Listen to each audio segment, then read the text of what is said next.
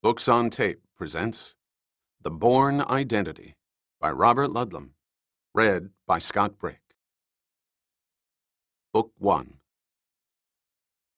Chapter 1.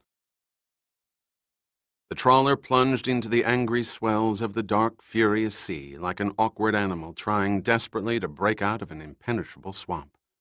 The waves rose to Goliathan heights, crashing into the hull with the power of raw tonnage. The white sprays caught in the night sky cascaded downward over the deck under the force of the night wind. Everywhere there were the sounds of inanimate pain, wood straining against wood, ropes twisting, stretched to the breaking point. The animal was dying. Two abrupt explosions pierced the sounds of the sea and the wind and the vessel's pain. They came from the dimly lit cabin that rose and fell with its host body. A man lunged out of the door, grasping the railing with one hand, holding his stomach with the other.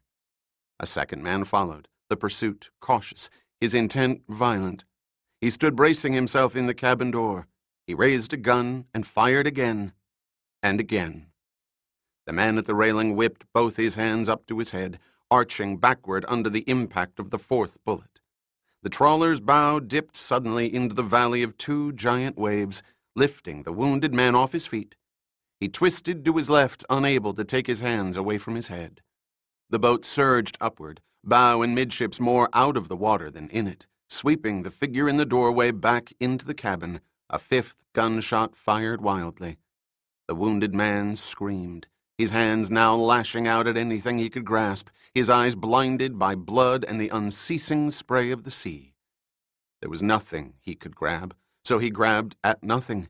His legs buckled as his body lurched forward. The boat rolled violently leeward, and the man whose skull was ripped open plunged over the side into the madness of the darkness below. He felt rushing, cold water envelop him, swallowing him, sucking him under, and twisting him in circles, then propelling him up to the surface, only to gasp a single breath of air. A gasp, and he was under again. And there was heat, a strange, moist heat at his temple that seared through the freezing water that kept swallowing him, a fire where no fire should burn. There was ice, too, an ice-like throbbing in his stomach and his legs and his chest, oddly warmed by the cold sea around him. He felt these things, acknowledging his own panic as he felt them.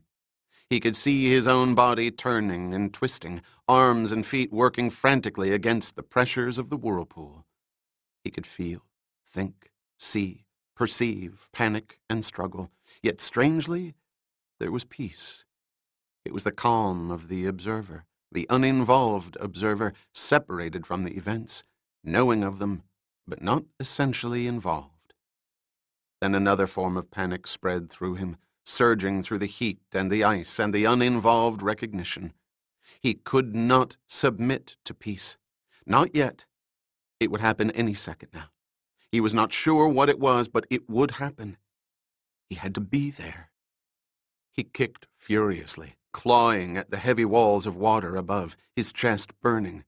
He broke surface, thrashing to stay on top of the black swells. Climb up. Climb up. A monstrous rolling wave accommodated. He was on the crest, surrounded by pockets of foam and darkness. Nothing. Turn. Turn!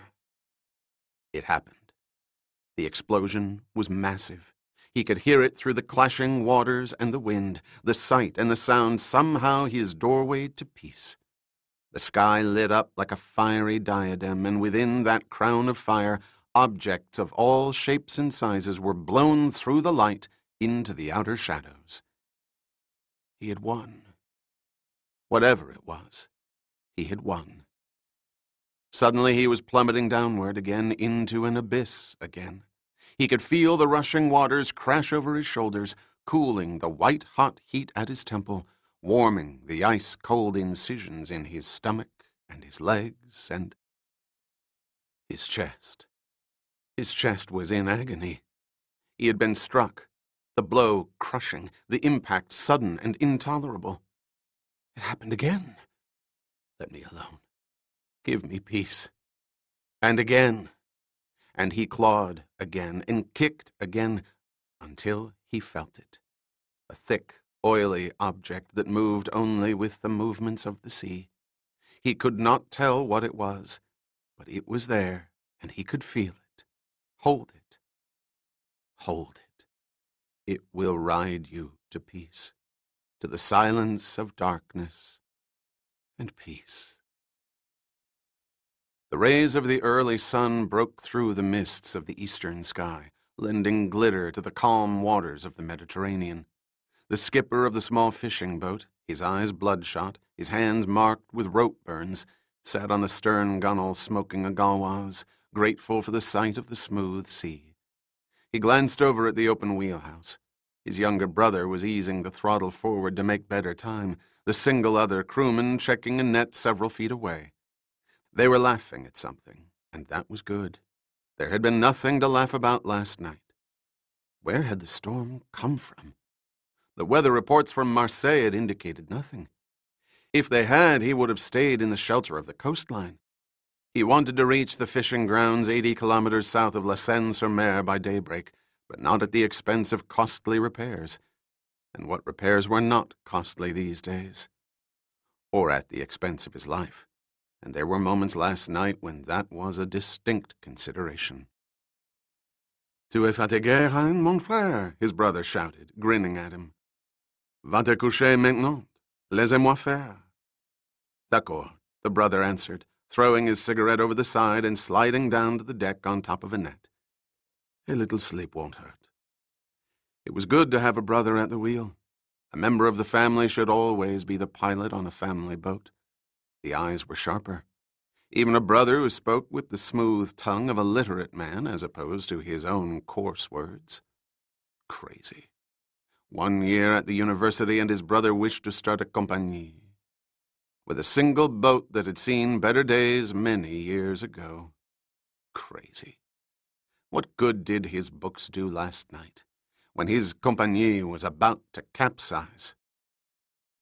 He closed his eyes, letting his hands soak in the rolling water on the deck. The salt of the sea would be good for the rope burns. Burns received while lashing equipment that did not care to stay put in the storm. "Look! Over there!" It was his brother. Apparently sleep was to be denied by sharp family eyes. "What is it?" he yelled. "Port bow! There's a man in the water. He's holding on to something. A piece of debris. A plank of some sort." The skipper took the wheel, angling the boat to the right of the figure in the water, cutting the engines to reduce the wake. The man looked as though the slightest motion would send him sliding off the fragment of wood he clung to. His hands were white, gripped around the edge like claws, but the rest of his body was limp as a man fully drowned, passed from this world.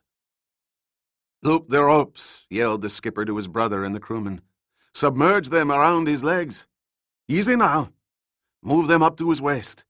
Pull gently. His hands won't let go of the plank. Reach down. Pry them up.